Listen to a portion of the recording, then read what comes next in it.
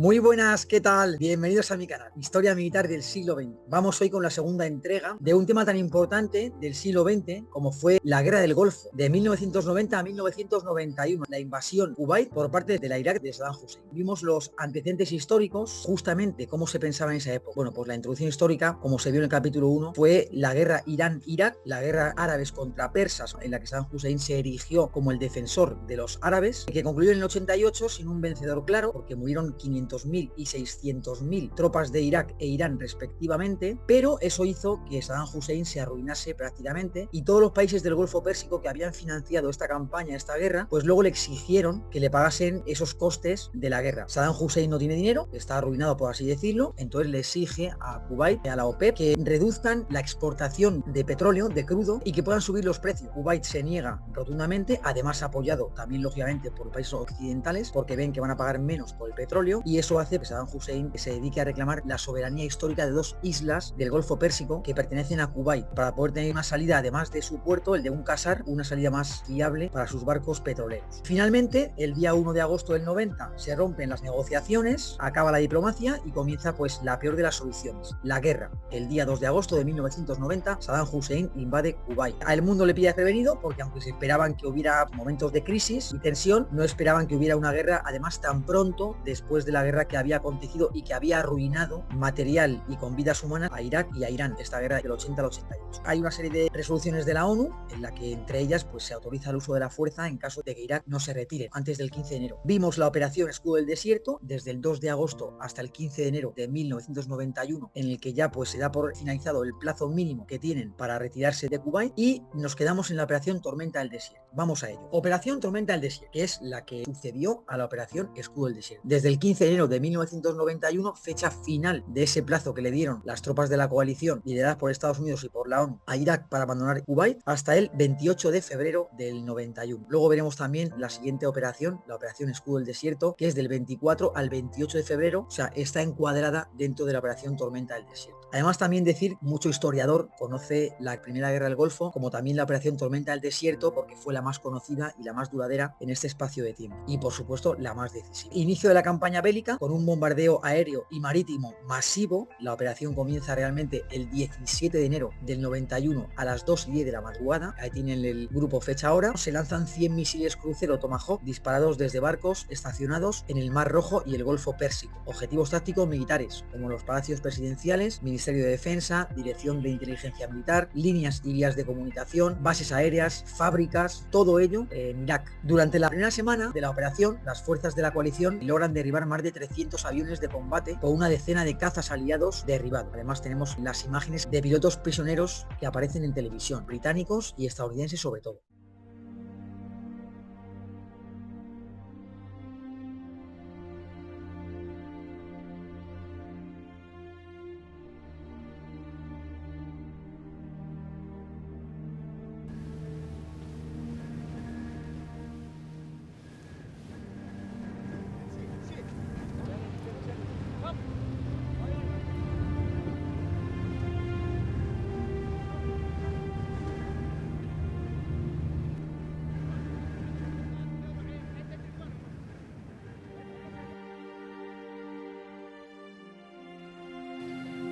طائرتي هي طائرة تورنيدو. القاعدة التي انطلقت منها Base of Mission Maharik Bari. Your age 29. عمري 29 سنة. الوحدة Your Unit and Squadron Alright. I think our leaders and our people have wrongly attacked the peaceful people of Iraq.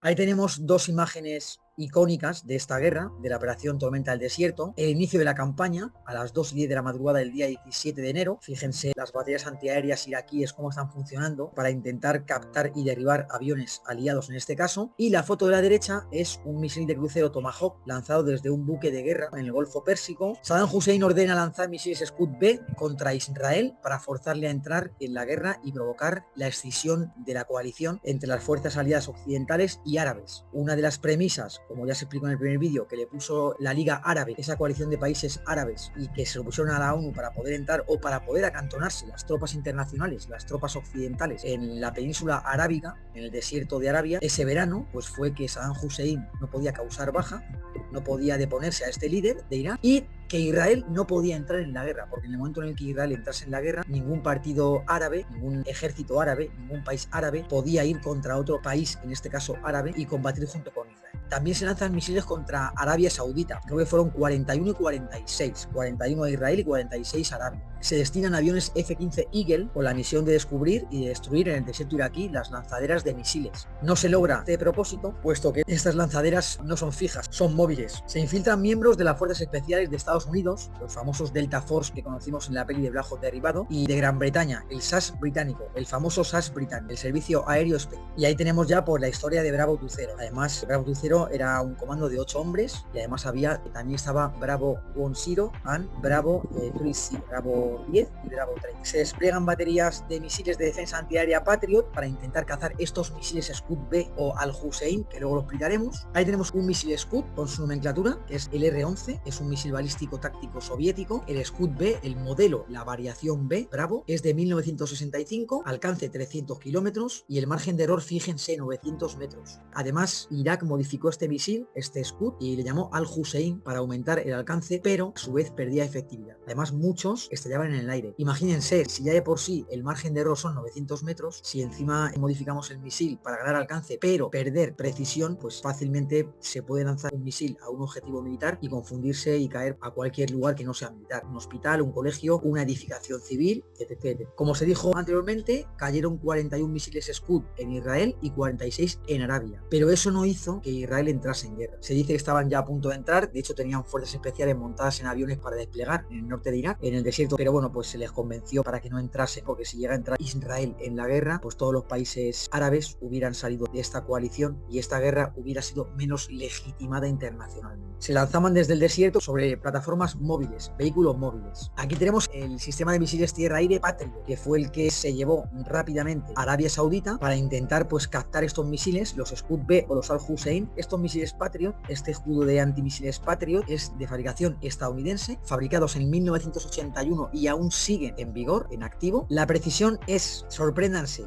de un 10 a un 33%. Es decir, que en el mejor de los casos, 1 de cada 3 sí conseguiría empatar contra un misil Scud. Y el resto pues no podrían hacerse con estos misiles que se lanzaban contra estos países, ¿no? Contra Arabia, contra Israel en este caso. Alcance 160 metros, es un cohete de combustible sólido que se activa por proximidad al objetivo, en este caso al chorro de calor. Altitud 25 kilómetros y bueno, pues la plataforma de lanzamiento es un semirremolque con 4 lanzadores. Son baterías de misiles antiaérea Patriot. El bautismo de fuego, a pesar de ser de 1981, pues lo tuvo en el 91, 10 años después, en la guerra del Golfo, en la que estamos hablando. No consiguieron acabar con los Scud y hubo que falsear la verdad, por no decir hubo que mentir, para que Israel no entrase en el conflicto. Tenemos una foto del libro más vendido de la historia bélica, Bravo Tucero, Bravo 20, Misión Secreta en Irak. Es la historia de un miembro del equipo SAS que se infiltró en una de las patrullas en Bravo Tucero, en el desierto de Irak, para poder tratar de encontrar esas lanzadoras de misiles Scud y poder destruirlas. Ninguna patrulla, ni británica ni estadounidense, logró cumplir con la misión. De los 8 miembros de Bravo Tucero, murieron 3 y 4 fueron capturados y torturados por los iraquíes. El octavo hombre, el octavo elemento, consiguió él solo exfiltrarse en una carrera contra el reloj de 4 o 5 noches, en las que de noche, lógicamente, se movía y de día pues buscaba un refugio, buscaba un wadi para poder descansar y dormir y reponer fuerzas. Este llegó a Siria después de una caminata de él solo de más de 100 kilómetros en 5 noches. Este libro, el que aparece en la izquierda, es el libro de temática militar más vendido de la historia y la realidad, la única realidad es que el mundo supo de esas acciones bélicas en el norte de Irak por la publicación de este libro. Si no, pues hubiera sido una operación más en la que la gente no hubiera sabido nada. De hecho, las fuerzas especiales tienen como premisa el no contar nada. Pero bueno, nunca viene mal, ¿no? Saber también cómo se la juegan nuestros compatriotas, cómo se la juegan los militares en el extranjero para conseguir objetivos, fines que repercuten directamente en la población nuestra, ¿no? En nuestro país en este caso.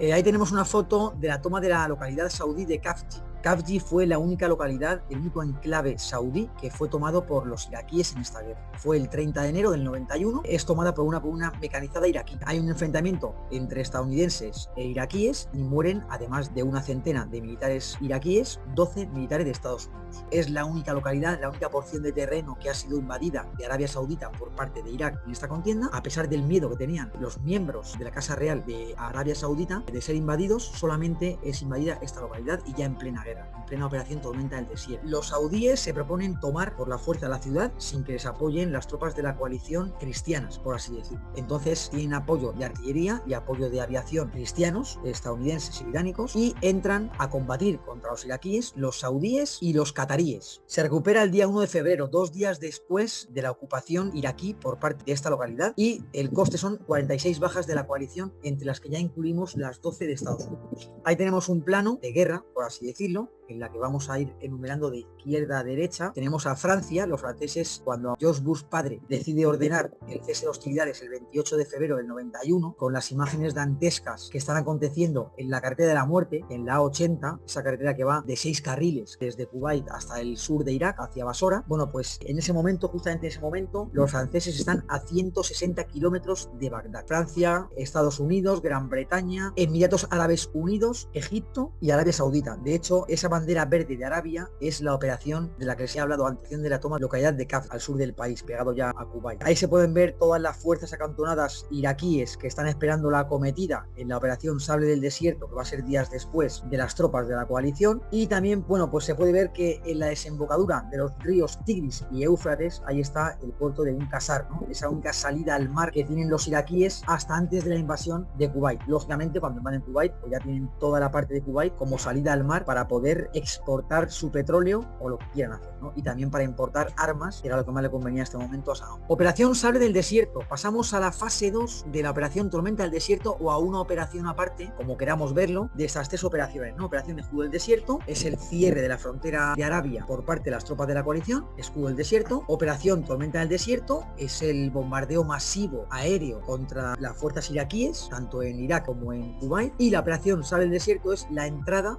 de las tropas de la coalición terrestre, que van a combatir por tierra, del 24 de febrero al 28 de febrero, 4 días, 100 horas de luchas. Invasión terrestre de la coalición en Kuwait, además movimiento de pinza de norte a sur, desde Irak hacia Kuwait, para envolver al ejército iraquí. Fin de la campaña aérea de castigo de posiciones enemigas. Bueno, esto de fin de la campaña aérea, fin de la operación Tormenta del Desierto, pero van a seguir bombardeando masivamente enclaves iraquíes. Esta operación se enmarca dentro de la operación Tormenta del Desierto, es una fase más. En las 100 horas que duró esta fase, las mayores escaramuzas y combates fueron entre carros de combate, luego vamos también a hablar de ellos. Hubo más de 3.000 carros de combate en la batalla 73 Isting, superando en número, que no en velocidad, a la ya conocida batalla del Kursk en la Segunda Guerra Mundial, en 1943. Con respecto al nombre de esta batalla, bueno, pues es la nomenclatura que recibe en el posicionamiento global que tenemos en ese momento con los GPS. De hecho, también estuvo la batalla 6-7 Isting, 7-0 Isting, 7-3 Isting y 7-4 Ist, todas hacia el este, iban moviéndose hacia el este, este grupo de carros de combate. La más conocida es la 7-3 Isting,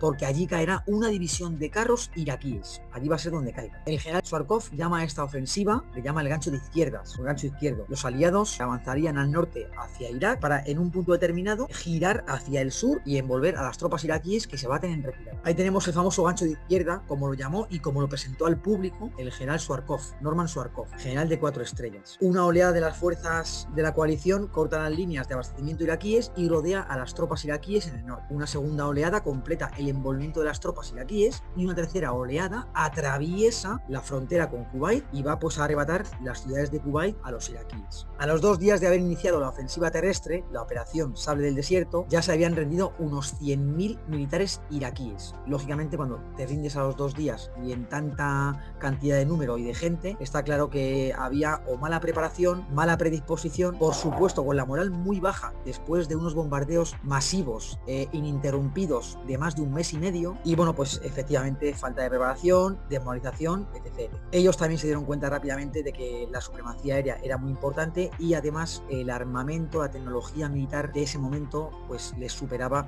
con creces. No era un combate o una guerra como la que tuvieron que vivir en la guerra Irán-Irak, en la que prácticamente, pues como se explica en el primer vídeo, fue un frente, ¿no?, de casi parado, estático, en la que se mandaban a la muerte a oleadas y oleadas de iraquíes e iraníes, ¿no?, como en la Primera Guerra Mundial. Esto era muy diferente y lo vieron ellos los primeros días de los combates y de las escaramuzas. El resto de divisiones se retiraban de Kuwait hacia Irak. Como se dijo antes, el 21 de febrero, antes de comenzar la operación Sable del Desierto, ya Saddam Hussein ordenó la retirada sistemática y ordenada. Entonces sería el repliegue de las tropas hacia Irak. Gran supremacía aérea y terrestre. Ahí tenemos una imagen de carros de combate avanzando por el desierto. Nuevas tecnologías que hacían imposible la victoria iraquí sobre la coalición. Era imposible, ¿no? Por ejemplo, aquí tenemos dos ejemplos muy claros. La foto que está arriba es el avión invisible, el Lockheed F-117, que por su aerodinámica, por su forma y su pintura, pues era eludible a los radares iraquíes. Además, bueno, pues una de las cosas básicas, por así decirlo, que decantó la guerra, la balanza en favor de las tropas de la coalición en contra de los iraquíes, fue los medios de visión nocturna, en los que los carros de combate podían disparar a sus enemigos a unos 2000 metros de distancia, y los enemigos, en este caso los iraquíes, no eran capaces de saber ni siquiera que estaban allí y eran baja sin siquiera saber que habían sido vistos por los aliados. En esta operación, en la Primera Guerra del Golfo, la operación Tormenta del Desierto, una de las cosas importantes, como por ejemplo en la Primera Guerra Mundial, los carros de combate, pues aquí lo más importante va a ser las cámaras de visión nocturna. Sin embargo, en la operación Iraqi Freedom, lo que primó fue las cámaras térmicas. ¿Qué diferencia hay entre una gafa de visión nocturna o una cámara térmica? Pues básicamente es que con una gafa de visión nocturna puedes ver de noche movimiento, pero no puedes distinguir si es enemigo o amigo. Lógicamente, con la coordinación de transmisiones, sabes si el que está enfrente de ti es enemigo o amigo. Sin embargo, en las cámaras térmicas, además de saber si hay movimiento o no, también puedes ver ese tipo de movimiento por los contrastes de calor. Entonces es mucho más sencillo a día de hoy. Que eso fue el cambio drástico, el cambio de balanza que tuvo la operación Iraqi Freedom.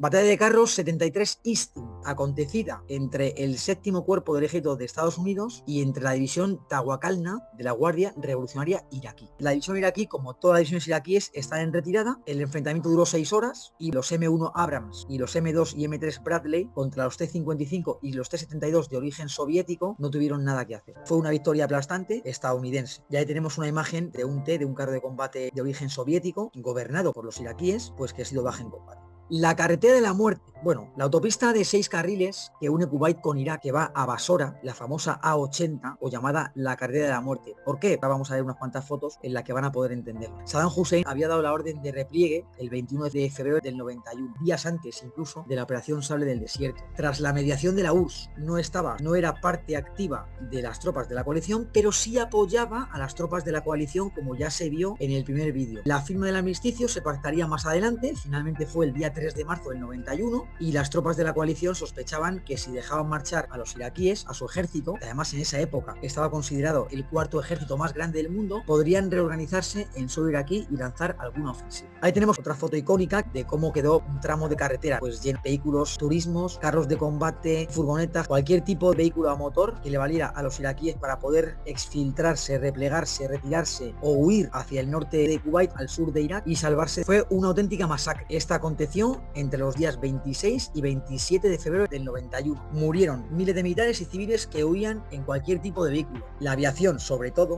y los carros de combate de la coalición se cebaron con ellos. Se bombardeó sistemáticamente la cabeza del convoy para provocar la ralentización de la huida, y los aviones de combate descargaron sus bombas volviendo a la base lo más rápido posible para repetir la operación una y otra vez. Las imágenes estremecedoras de cuerpos y vehículos calcinados a ambos lados de la autopista dieron la vuelta al mundo, y eso hicieron que George Bush padre parase la ofensiva. Otra imagen más, como pueden ver, ya casi no se ve la carretera, hay vehículos por todos lados, han intentado salir de los carriles de asfalto para ir por la tierra para poder librar los obstáculos que tienen en forma de vehículos calcinados, y tampoco ha sido posible. Hay miles de vehículos y de cadáveres alrededor de esta A80. El mando conjunto de la coalición vio una oportunidad única para aplastar al ejército iraquí. Aún así, ya se había exfiltrado más de la mitad de las tropas iraquíes hacia suelo iraquí. Lo que va a caer va a ser la otra mitad. El presidente estadounidense, George Bush padre, que estuvo de presidente de Estados Unidos del 88 al 92, 4 años, ordena el cese de hostilidades el día 28 de febrero del 91, sin ni siquiera haber firmado la capitulación por parte de Saddam Hussein. Pero como se dijo antes, fue tal la presión internacional y la presión social con las imágenes que estaban viéndose que obligaron a las tropas de la coalición, a Estados Unidos entre ellos, a parar de bombardear a este personal que que huía despavorido hacia el sur de Irak. Las imágenes de la carretera de la muerte, como así se le conoció, son las más icónicas de la guerra, con la quema de los pozos petrolíferos por parte de las tropas de Irak al abandonar Kuwait. La operación Sable del Desierto finalizó ese día, tras 100 horas de combates. Ahí tenemos otra foto para que vean el estado de destrozo, una foto macabra como todas las que estoy poniendo, pero estoy intentando que todas las que pongo pues sean los menos macabras posibles para que puedan intentar entender qué pasó allí en esas fechas, ¿no? Qué pasó allí el día 26 y 27 de febrero de 1990.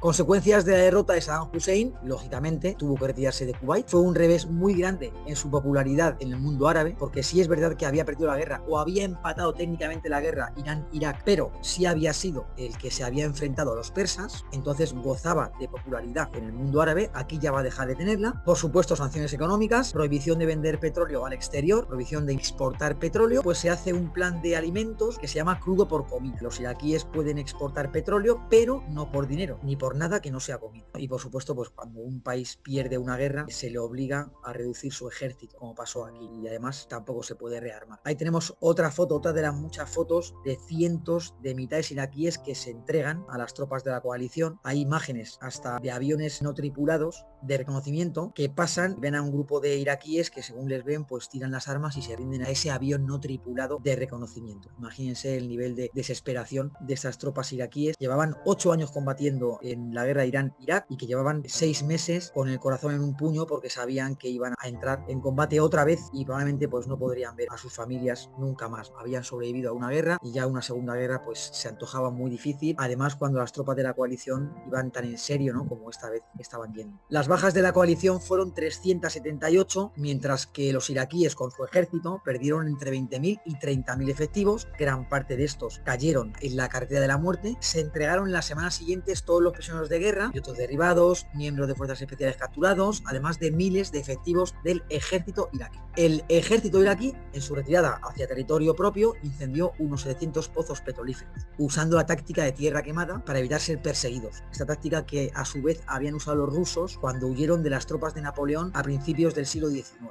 A los iraquíes no va a valerles de nada, puesto que van a ser luego masacrados en la 80. Hay una insurrección interna iraquí con un levantamiento de los kurdos y los chiitas, y Saddam Hussein aprovecha para reprimir este levantamiento con la operación Provide Comfort, esa que me han pedido por favor que les explique un poco y que efectivamente pues vamos a meterla en los siguientes vídeos porque es muy importante que sepa la gente de esa operación, una operación muy poco conocida para ser la primera operación de paz de las llamadas misiones de paz de las tropas españolas o las tropas internacionales que se hicieron antes de la de Bosnia, pero bueno, eso es para el siguiente o dentro de 2 capítulos. La realidad es que Irak nunca se recuperó de esta guerra desigual porque además esto va a llevar sanciones económicas, como se dijo antes, estar siempre en el punto de mira y en el ojo del huracán Saddam Hussein al mundo internacional, y finalmente en el 2003 pues se va a desencadenar la operación Iraqi Freedom, en la que también vamos a hablar por supuesto más adelante, y en la que ya bueno pues va a caer ya el régimen de Saddam Hussein con el dictador propio. Ahí tenemos otra foto icónica de un militar británico, parece ser por la vestimenta que lleva, por el tipo de camuflaje que lleva, viendo de lejos pues cómo arden los pozos petrolíferos de Kuwait. Ahí tenemos otra foto de un T, un vehículo de origen soviético y al servicio de las tropas iraquíes, también pues calcinado, caído en combate por así decirlo, y al fondo pues otra vez la imagen icónica de los pozos petrolíferos ardiendo, con la huida, con la retirada, con el repliegue de las tropas iraquíes de